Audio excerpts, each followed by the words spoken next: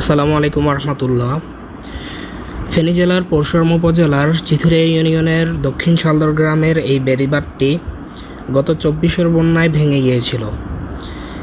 পরবর্তীতে এটিকে মেরামত করা হলেও স্থায়ী কোনো সমাধান করা হয়নি, যার ফলশ্রুতিতে গত কিছুদিন আগে একটু বৃষ্টির পানি হওয়াতেই এই বেড়িবাঁধের অবস্থা দেখুন।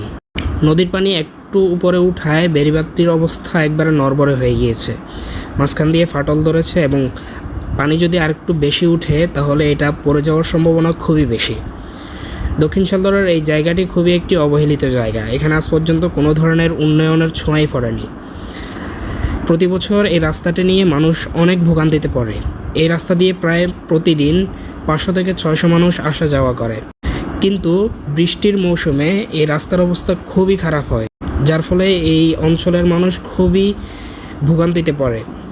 দেখুন এটির অবস্থা কি হয়েছে, পুরোটাই ফাটল ধরেছে এবং যে কোনো মুহূর্তে পড়ে যাওয়ার সম্ভাবনা খুবই বেশি। যদি একটু পানি বেশি হয় তাহলে এটা পড়েই যাবে।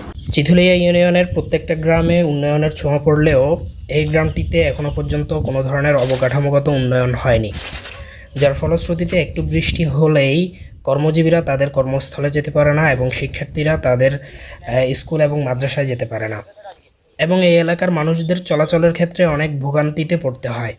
আমি স্থানীয় প্রশাসন এবং পানি উন্নয়ন বোর্ডের দৃষ্টি আকর্ষণ করতেছি, আপনারা এই কাঁচা রাস্তাটি সম্পর্কে দ্রুত ব্যবস্থা নিন এবং এটির একটি স্থায়ী সমাধান বের করুন।